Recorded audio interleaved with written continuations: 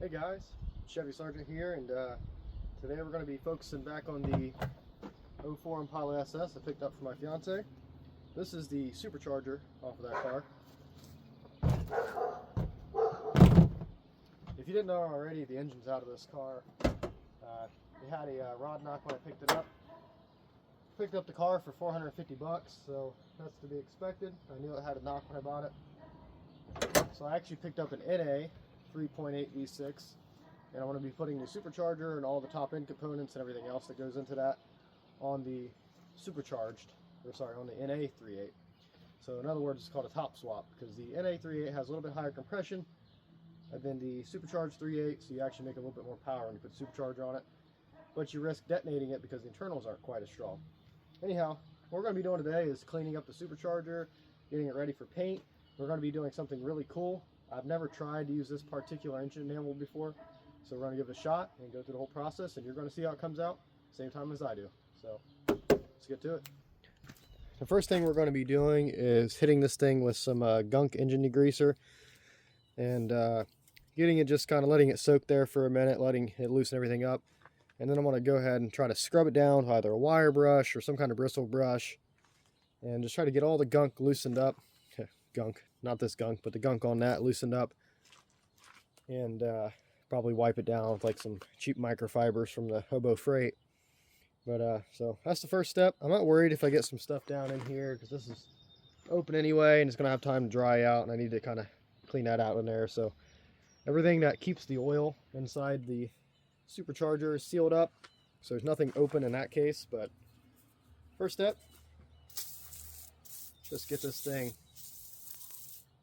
soaking in some good stuff. I'm obviously not going to intentionally try to spray it inside the intake, but if you get some in there, it's not going to be the end of the world.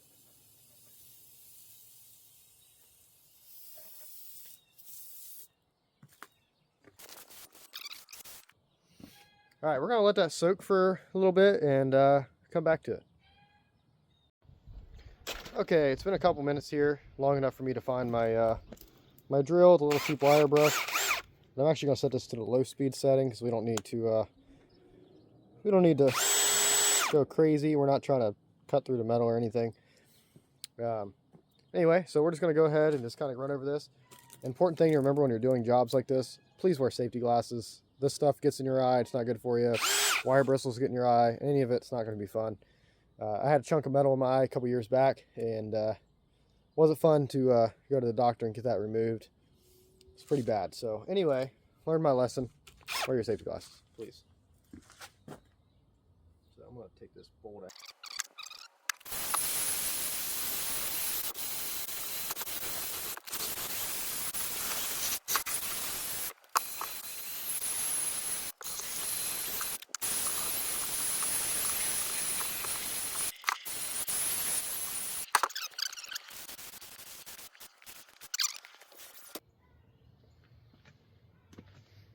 Okay, I think we're going to call that clean enough. And we're going to go ahead and tape up the openings, and then get it ready for paint.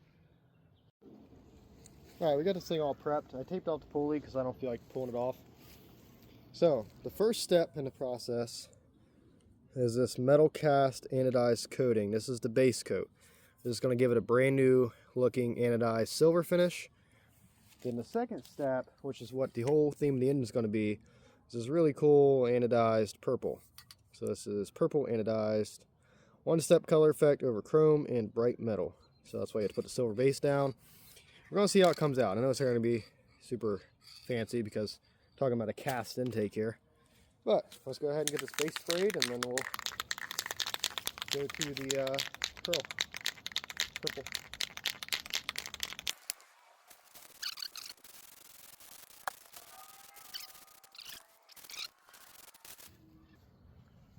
Alright, the base is nice and dry, so we're going to go ahead and start spraying on this purple.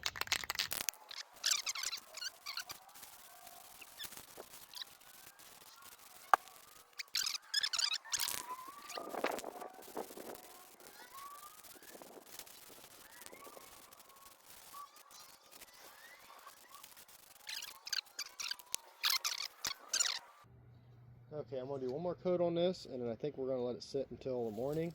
and see what it looks like in the daylight.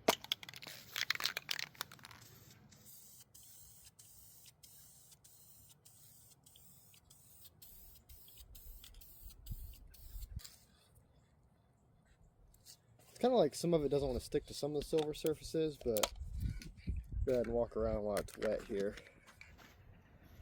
So this is kind of what we're looking at. So you can see on like kind of the top, like some of the silver still shows through. But overall, it's not bad.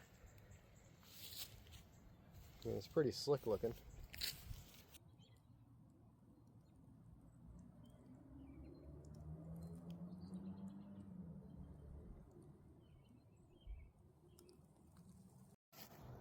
Alright guys, it's the next day and the supercharger is completely dry.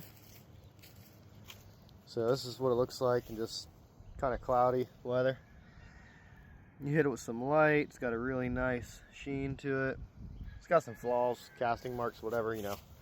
Like I said, we're not going for perfection, but anyway, hope you guys enjoyed the video, and I think it came out better than I expected for some spray paint. I mean, it's got a nice look to it. Anyway, so catch you guys next time, and I hope you enjoy the video.